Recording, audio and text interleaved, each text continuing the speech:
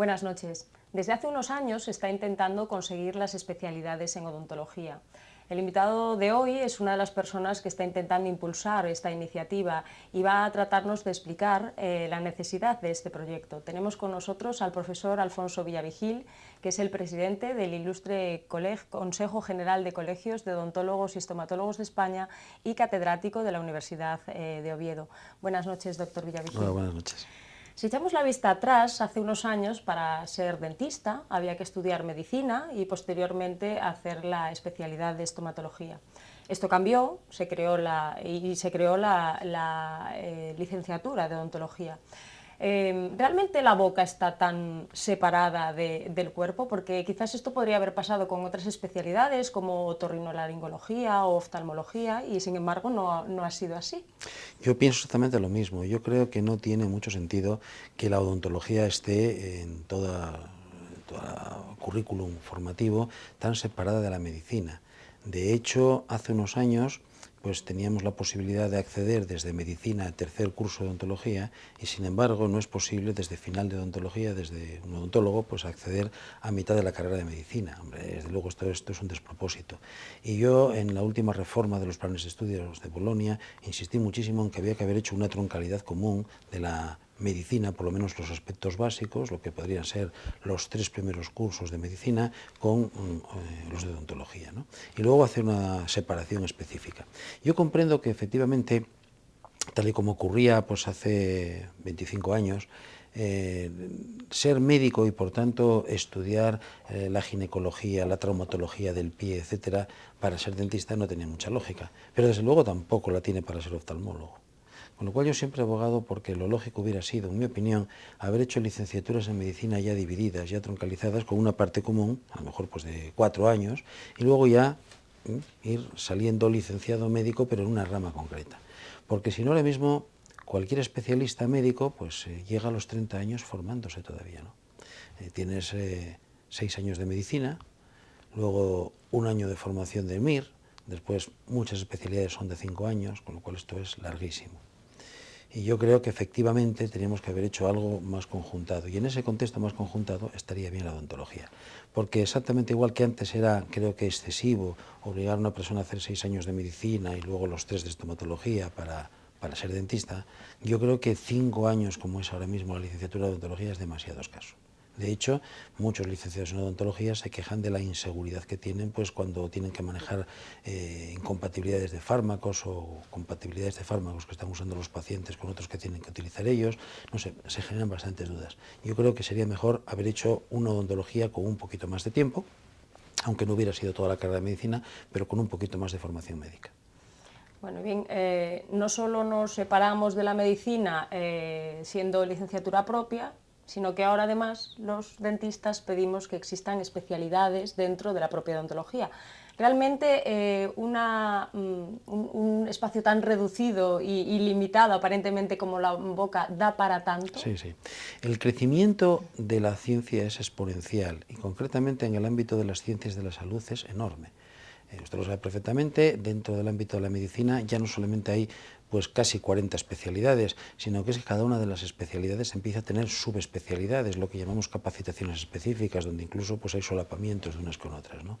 Y en odontología ocurre igual, la boca es un territorio muy restringido, pero no tiene absolutamente nada que ver ni en armamentario ni en tecnología. Por ejemplo, pues un tratamiento de ortodoncia para alinear los dientes que engranan mal, con un tratamiento de endodoncia, que es quitar la pulpa de un nervio, del interior de un diente, para evitar que ese paciente tenga un flemón, por ejemplo, por una caries, ni es lo mismo que colocar un implante, donde algunas veces necesitas injertos porque falta hueso, ni es lo mismo que hacer el tratamiento médico de una enfermedad de la boca, de una enfermedad de las mucosas, ni tiene nada que ver absolutamente, por ejemplo, con la prótesis, donde tienes que hacer pues, un tipo de manipulaciones de los dientes distinto. Es decir, son aspectos tan diferentes de nuestra profesión, que es tan rica y tan voluble, que desde luego en este momento yo puedo asegurar que no hay ningún dentista en el mundo que pueda cubrir toda la odontología al máximo nivel.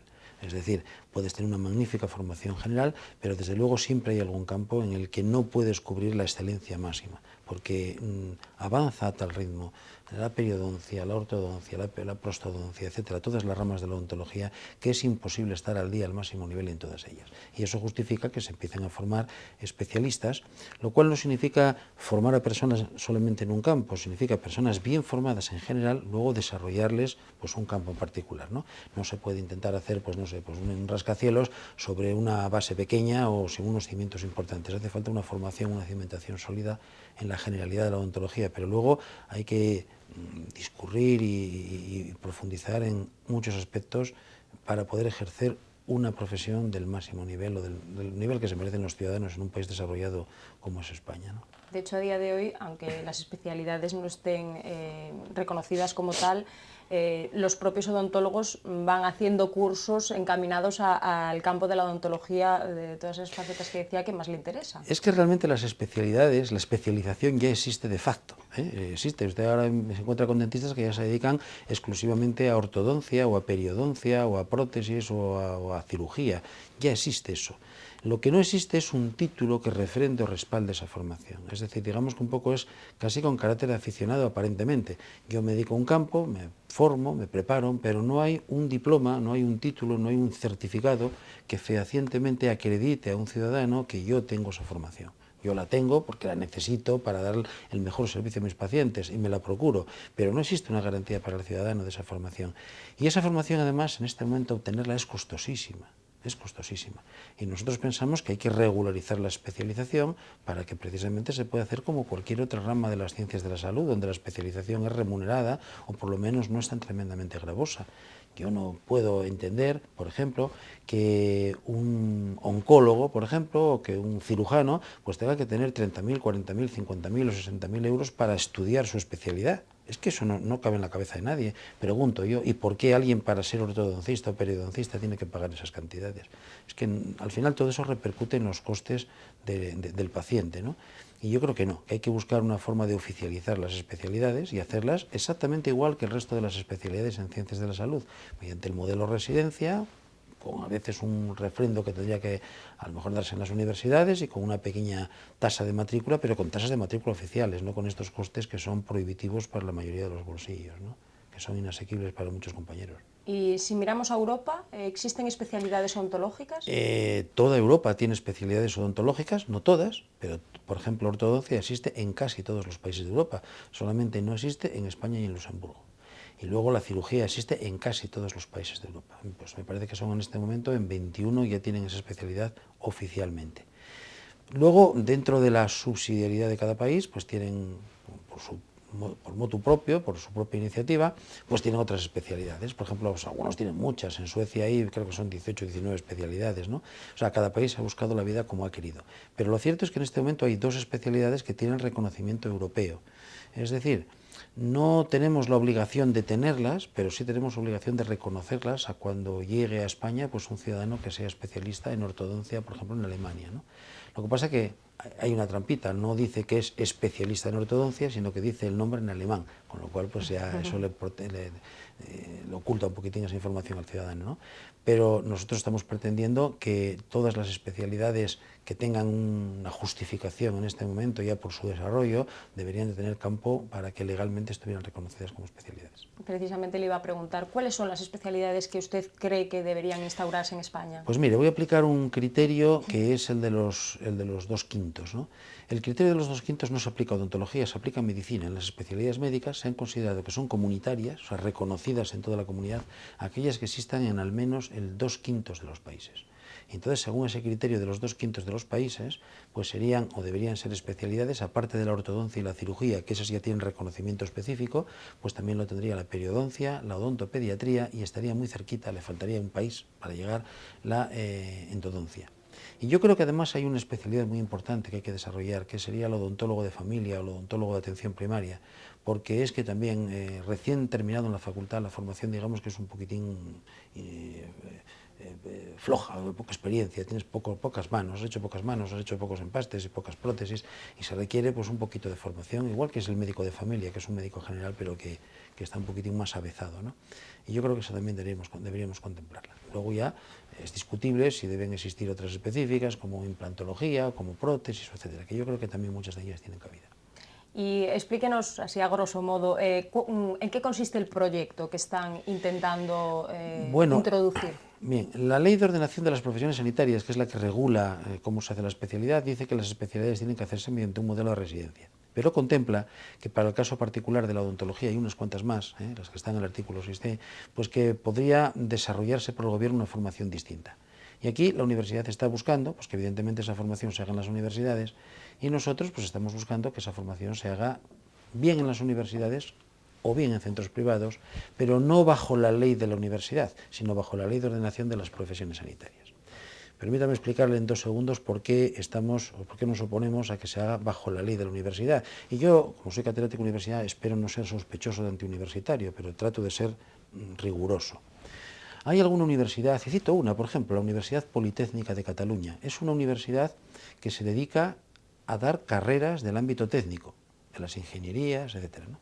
Bueno, pues están respaldando másteres de odontología hechos en alguna clínica privada, de estas franquicias que por ahí tienen mucho nombre, ¿no? Mire, yo no sé si esas clínicas son buenas o malas, tengo mi opinión personal. Pero lo que sí puedo asegurar es que la Universidad Politécnica de Cataluña no tiene en su cuadro de profesores absolutamente ni uno que pueda validar, que pueda revisar, que pueda decir si esa clínica donde se forman esos títulos que da la Universidad Politécnica de Cataluña es buena o no es buena. Con lo cual, la ley de la universidad no me sirve, porque la ley de la autonomía de la universidad permite que las universidades hagan acampen por sus respetos y hagan lo que les dé la gana. Y esto no me parece serio. Esto no me parece serio y no puedo admitir que se estén formando en este momento especialistas pagando cantidades astronómicas de dinero como una verdadera impuesto revolucionario si quiero esta universidad. Esto, desde luego, no puede ser así de ninguna manera. Así que, por lo tanto, las universidades que quieran dar la formación nos parece muy bien y las apoyaremos. Desde el Consejo las apoyamos, pero será una formación que tienen que dar en sus propias instalaciones, que deben ser revisadas y comprobadas que cumplen los requisitos que se exigen para dar una buena formación, y no que la propia universidad, al amparo de la autonomía, pues contrate con cualquier clínica que le dé la gana, que puede ser buena, puede ser mala. Desde luego no nos consta la calidad oficialmente para dar un título que es un título estatal, que es un título no un título universitario, ¿no? No sé, la cuestión es delicada y sé que levantan pollas, pero desde el Consejo lo tenemos muy claro y yo en particular. De ninguna manera vamos a transigir, sin hacer la máxima oposición, a que la especialización se haga en la universidad al amparo de la Ley de Autonomía de la Universidad. Se puede hacer al amparo de la Ley de Ordenación de las Profesiones Sanitarias y además yo creo que la universidad tiene infraestructura para dar una formación del máximo nivel, pero no todas las universidades. Las que lo tengan, denla. Y las que no lo tengan, queden esperando y fórmense o cualifíquense o prepárense mejor o adquieran mejores instalaciones. Por lo tanto, habría unos requisitos que los centros formativos tendrían que cumplir. Unos requisitos comunes. Y luego hay otro elemento muy importante. Cada universidad, al amparo de la Ley de Autonomía de la Universidad, puede poner sus propios criterios de acceso. Mire, no. Los criterios de acceso tienen que ser universales. Es decir, exactamente igual que los médicos internos y residentes para entrar hacen la prueba MIR y por orden de selección van eligiendo las plazas vacantes, esto tiene que ser exactamente igual. No tiene por qué un alumno encontrarse con que un potencial especialista, un futuro especialista, encontrarse con que en la Universidad de Santiago de Compostela le piden unos criterios, o ponen unos criterios, unos requisitos para entrar, la de Oviedo le pone otros, la de Complutense le pone otros, etc. Es decir, tiene que ser una prueba común para todos a la vez, porque estamos en un territorio común que es España y el título de especialista es un título que expide el Ministerio. No es un título que dan las universidades al amparo de la autonomía universitaria, es un título profesional expedido por el Ministerio de Educación. Por lo tanto, entiendo que tiene que haber una prueba común, unificada, y eso nos parece absolutamente perceptivo. Y luego el tercer elemento es que las matrículas oficiales sí que tienen unos precios asumibles, pero los títulos propios que se están haciendo en este momento son títulos propios, son títulos, digamos, privados de las universidades, pero que no tienen reconocimiento oficial y que tienen unos precios absolutamente inasequibles para la mayor parte de los bolsillos. Yo Desde luego no todo el mundo puede pagar, afrontar 30.000 euros o depende de la duración. Los hay hasta de 72.000 euros. Claro, esto me parece importante. Y luego hay otra característica. Para el acceso al título oficial que ya se ha creado, que ya empieza a existir másteres oficiales, aunque no de 3 años como es el de especialista, de menos, tiene que ser de 1 año o de 2. Pero aunque ya existen títulos oficiales, resulta que se permite que las universidades exijan para entrar un requisito que puede ser haber tenido un título propio de estos millonarios. Es decir, que si no tienes los 25.000 o 30.000 euros no puedes entrar al título oficial, y a mí esto me parece discriminatorio. Los títulos oficiales tienen que estar al acceso de todo el mundo en virtud de los principios de igualdad, mérito y capacidad. Desde luego, la situación tal y como está ahora limita mucho el factor económico poder formarte en algún aspecto que tú quieras. Y a día de hoy lo que es la licenciatura de odontología son 5 años. Sí. En el proyecto de este modelo de residente que nos comentaba, ¿esto variaría, se modificaría? No, porque el requisito sería tener el título de graduado, como va a ser en el futuro, licenciado que era o que está siendo todavía, pero ya en breve entrará Bolonia, y, vamos, terminarán la primera promoción de Bolonia. De hecho, en algún sitio de España ya ha terminado, en Valencia ya tienen. Estos ya son graduados, no licenciados, pero bueno, es una carrera de 5 años, ese es el requisito para poder acceder a la especialidad. Nosotros creemos que también sería bueno pedir un año además de ejercicio de formación para tener práctica general, porque si no, pues digamos que te especializas con ese viejo aforismo que decía que el especialista es un señor que sabe tanto de tan poco, que sabe todo de nada, ¿no? Interesa que se haga un ejercicio general antes, por lo menos de un año, y la mayor parte de los países de la Unión Europea para ser especialista te piden un año de ejercicio general. Nosotros en nuestro borrador tenemos contemplado que también haya que hacer un año de ejercicio general. Claro, el problema, comparando con las especialidades médicas, la odontología no es que tenga mucha carga, por así decirlo, en cuanto a la salud pública. Un residente acaba, o sea, un licenciado en medicina acaba y cuando empieza la residencia la realiza en un hospital que hay un volumen de pacientes considerable. ¿Dónde harían entonces las prácticas los este es el problema, odontólogos? Que para hacerlo mediante un modelo residencia, los centros públicos muy pocos podrían formar especialistas, porque, hombre, en los centros de salud pues se podría formar en odontólogo de familia o incluso, si me apura, hasta en odontopediatría. En los servicios de cirugía de los hospitales pues se puede formar cirujano oral, pero por ejemplo, pues no sé, ortodoncia, periodoncia, la misma odontopediatría, endodoncia, no habría donde hacerlo más que en centros privados. No es incompatible, ¿eh? Yo quiero señalar que esta es una dificultad, porque siempre es más cómodo hacerlo en centros públicos que en centros privados. Pero bueno, en este momento hay muchas especialidades médicas en España que se hacen en centros privados. Por ejemplo, no sé, la Clínica Universitaria de Navarra no es un centro público, el Instituto Barraquer no es un centro público, etcétera. O sea que hay muchas clínicas que donde se hace formación, y además una formación absolutamente de élite, de muy buena calidad en especialidades. Yo creo que lo que tenemos que trabajar es para conseguir que los centros privados que se han acreditado realmente sean centros de mucha calidad, centros donde haya un volumen de pacientes y una versatilidad de patologías lo suficientemente amplia para asegurar que el especialista se forme debidamente en todos los aspectos de esa especialidad, etcétera. O sea que no va a ser fácil. Nosotros estamos haciendo un ensayo ahora en el Consejo, que es un título propio nuestro, un título no oficial, pero en el que estamos tratando de revalidar si realmente el modelo residencia, verificar si el modelo residencia es un modelo viable, ¿no? Y vamos a ver, arrancaremos este año próximo, y veremos cuántos centros en España están en condiciones de poder pues, tener residentes en su plantilla, a los que se les pague un sueldo, en vez de cobrarles un dineral por formarse, porque a fin de cuentas son personas que desarrollan una mano de obra. Cuando en una consulta determinada donde se están formando especialistas en ortodoncia entra un muchacho joven a aprender ortodoncia, el primer año no es rentable. Es evidente que el primer año está aprendiendo y es casi un estorbo, ¿no? Pero desde luego el segundo y el tercer año ya prácticamente es un especialista y puede hacer mucho trabajo en esa consulta, con lo cual rentará también algo para los ingresos de la clínica y por consiguiente se le puede pagar un pequeño sueldo, que ese es el enfoque que nosotros tenemos. Creemos que se le puede pagar, aunque sea una cuantía pequeña, o por lo menos que no tenga que pagar él esas cuantías absolutamente astronómicas que tiene que pagar ahora mismo, ¿no? Que ya es bastante. Claro, yo con eso me conformaría. ¿Y la duración de estas especialidades serían en todo caso 3 años? Sí, 3 años, porque eso es lo que se ha establecido en Europa. Yo comprendo que alguna a lo mejor se podría hacer probablemente en 2, ¿no? Por ejemplo, un odontólogo de familia probablemente se pudiera hacer en 2 años, pero bueno, la moda ha sido poner 3 años, más tampoco tiene ningún sentido, y entonces en 3 años se puede adquirir una formación excelente. Y en caso de que esto se instaure, ¿qué pasaría con los estomatólogos y odontólogos que ya hay ahora mismo? Se irían ejerciendo tal cual, porque una cosa que hay que dejar muy clara es que el título de especialista no confiere reserva de actividad, es decir, el dentista general va a seguir haciendo ortodoncias, endodoncias y periodoncias sin necesidad de ser ortodoncista, endodoncista o periodoncista. Lo que ocurre es que se le va a dar al ciudadano una información de quién tiene esa especialización para los casos difíciles. Una endodoncia la hacemos todos los dentistas, pero evidentemente una endodoncia de un conducto en bayoneta, de un conducto en C, de conductos divergentes en el ápice, pues no lo hacen ya todos los dentistas, y evidentemente muchos de nosotros pues solicitamos la ayuda de cualquier compañero que tiene experiencia en eso para que nos resuelva ese caso, porque si no nosotros vamos a hacer un mal tratamiento, ¿no? Y lo mismo lo digo con la ortodoncia. Yo no hago ortodoncia porque no tengo el dominio suficiente de la ortodoncia para darla con la calidad que yo quiero darle a mis pacientes, con lo cual yo no la hago, la remito a otro, pero podría hacerla perfectamente hasta donde yo sé o hasta donde yo domine. Es decir, que el hecho de que existan especialidades no va a limitar la posibilidad de cada uno ejercer. Cada uno podrá ejercer y deberá ejercer aquello que conoce con suficiente racionalidad. Nadie hace todo a la perfección, pero desde luego sí a un nivel razonablemente bueno, donde no se necesita la absoluta élite, ¿no? Se pueden hacer tratamientos de muy buena calidad en todos los campos, pero bueno, empiezas a encontrarte en algunos que tienen una especificidad tan grande, un detalle tan grande, que yo sé que no llego ahí, pues para eso está el especialista.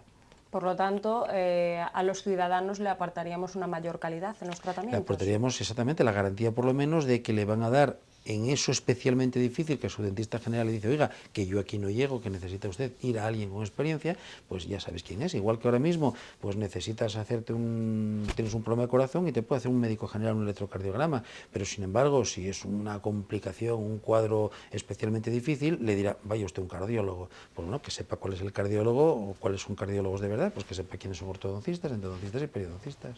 Es esto. Y usted, que está muy metido en este tema, Sí. ¿qué diría? ¿Que este nuevo proyecto es aceptado por la comunidad odontóloga o hay mucha gente que quiere dejar las cosas como están? Hay división de opiniones. Hay un sector de dentistas que tiene todavía mucho miedo a esto que acabamos de hablar, a que el hecho de que existan especialistas les imposibilite a ellos para ejercer campos de las especialidades. Esto requiere un poco de tiempo hasta que realmente la gente se convence de que no es así. En fin, hay algún detractor. La gran mayoría, y sobre todo la gente joven, los dentistas que están saliendo ahora, saben que necesitan especializarse y todos se quejan del tremendo coste que tiene, ¿no? Con lo cual yo en principio veo que hay esperanzas de que salga bien, pero va a requerir un cierto tiempo. Hasta que se tramite y se desarrolle la legislación correspondiente, yo supongo que como mínimo pasarán 5 años, como mínimo, porque hay que hacer muchísimo trabajo, ¿no? Primero hay que decidir qué especialidades salen, definir el marco legal, todo eso lleva un tiempo, un Real Decreto no se tramita de la noche a la mañana, lleva unos cuantos meses, luego hay que crear las comisiones nacionales de cada especialidad correspondiente, luego las comisiones nacionales tienen que establecer los criterios de acreditación de los centros, el plan de estudios, luego todo eso tiene que ser validado por el Consejo Nacional de Especialidades en Ciencias de la Salud, luego tienen que plantear saber qué centros quieren dar la formación, hay que auditarlos, es decir, todo esto lleva muchísimo tiempo. Yo creo que antes de 5 años, y quizá me quede corto, es imposible. Y además de todo lo que está nombrando, también tiene que haber una decisión política por el Supuesto, que es el medio. primer paso. Y la verdad es que no estamos en el mejor momento como para andar pensando ahora en darles dinero a los dentistas. No, bueno, el Ministerio no pondría dinero para los dentistas, porque si lo hacemos mediante clínicas privadas, pues se autofinanciaría con los honorarios que... Vamos a ver, se autofinanciaría con los honorarios que paguen las clínicas privadas a los dentistas, o sea que no tiene que poner el Estado dinero. Hombre, el Estado tendría que poner dinero si utiliza a esos residentes en algunos de sus centros, pero bueno, también tendría rentabilidad con los pacientes que atienden ellos, ¿no? O sea que no. Lo que pasa es que hay otro problema técnico más, y termino muy brevemente, es que en este momento se está desarrollando un Real Decreto que lleva mucho tiempo en tramitación, que es el de las troncalidades, que es buscar los nexos comunes de distintas especialidades para que no empiece desde el primer año de la especialidad haciendo compartimientos estancos. En este momento un neurocirujano, un cirujano digestivo, un maxilofacial empiezan desde R1, desde residente 1, separadamente. Y lo que se está buscando es que hagan una cierta carga de formación quirúrgica común, troncalidades. Pues bien, hasta que no se apruebe el Real Decreto de Troncalidades, ya nos ha dicho el Ministerio, el actual y el anterior de la época presidida por el señor Zapatero, pues nos han dicho que no, que hasta que no esté aprobado el Decreto de Troncalidades en pleno funcionamiento, que no van a abordar más especialidades, con lo cual eso es otro motivo de demora, ¿no? Bueno, doctor Villavigil, pues muchísimas gracias por haber estado con nosotros. Sabemos que tiene una agenda muy apretada, o sea que le agradecemos su tiempo y sobre todo para ponernos al día en un tema tan importante como es este de las especialidades. Muchas gracias. Ya ven que existe un proyecto muy ambicioso, esperemos que en la medida de lo posible pueda salir adelante. Hablaba de unos 5 años, ojalá sean 5 y no 10, lo veremos en un futuro. Muchísimas gracias por haber estado con nosotros, a todos los espectadores de Correo Televisión y TV27 Barbanza. No se olviden que la próxima semana tienen una cita con Esta boca es mía.